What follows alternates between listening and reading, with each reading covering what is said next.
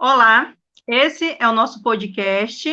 Somos acadêmicas da Unifacema, do sexto período, e a gente vai falar sobre o tema União Estável. Eu gostaria que cada uma se apresentasse. Jocilene, você pode começar. Boa tarde, meu nome é Jocilene Gouveia Lima, sou aluna do sexto período de Direito da Unifacema.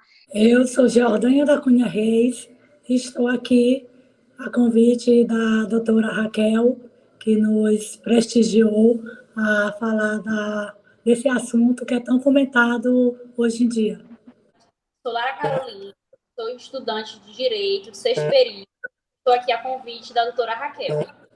Bom, vamos começar então a falar sobre união estável. Primeiro a gente vai perguntar, mas o que é união estável? Gostaria de saber com você, Lara, o que é união estável?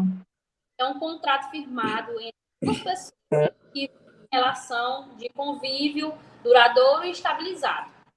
Então, eu gostaria de saber com a Jocilene, quando é que se configura a união estável? Você pode explicar um pouquinho para a gente, Jocilene?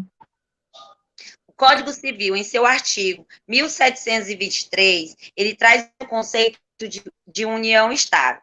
Ele descreve os elementos necessários para serem caracterizados, e eles são convivência pública, convivência contínua e duradoura, estabelecida com o objetivo de constituir uma família.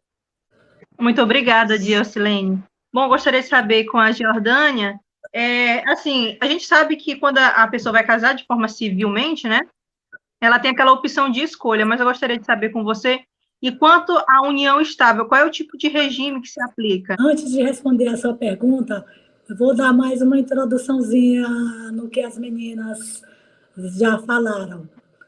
Antes de adentrar na pergunta, o casamento e a união estável garante às partes os mesmos direitos e deveres previstos na lei. No artigo 226, parágrafo 3º, fala da união estável do homem e da mulher, como entidade familiar. Na entidade familiar, é preciso que haja fidelidade recíproca, vida em comum, assistência mútua, sustento, guarda e educação dos filhos e respeito e consideração de ambas as partes. Agora, respondendo à sua pergunta, qual o regime adotado na união estável? O regime que se aplica é o regime de comunhão parcial de bens. Esse é o regime adotado na união estável. Bom, achei bem interessante o que você falou, e inclusive de ser semelhante o casamento civil com a união estável.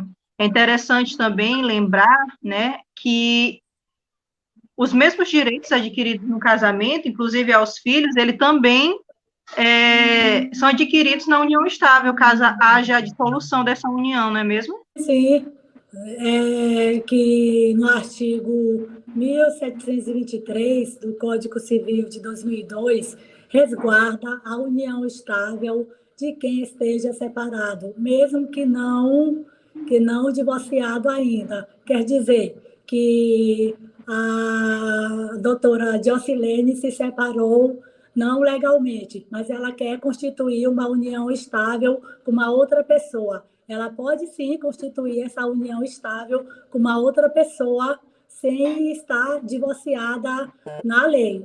Apenas de estar separada de fato e ainda que não de direito, não é mesmo? Sim, correto. Bom, gostaria de saber se alguns de vocês têm mais alguma coisa a acrescentar.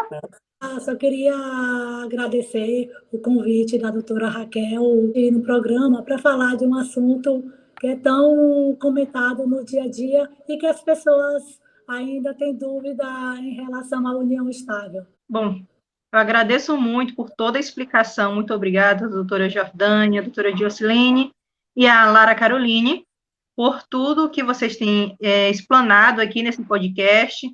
Vocês pincelaram, como a doutora Jordânia fala, de forma minuciosa cada um desses temas e explicaram de forma que a gente pode entender qualquer outra pessoa que não tem o domínio sobre a lei ou o conhecimento sobre o tema. Bom, fica aqui o meu agradecimento por cada uma de vocês ter participado desse podcast, e quem sabe nos próximos a gente se encontre novamente.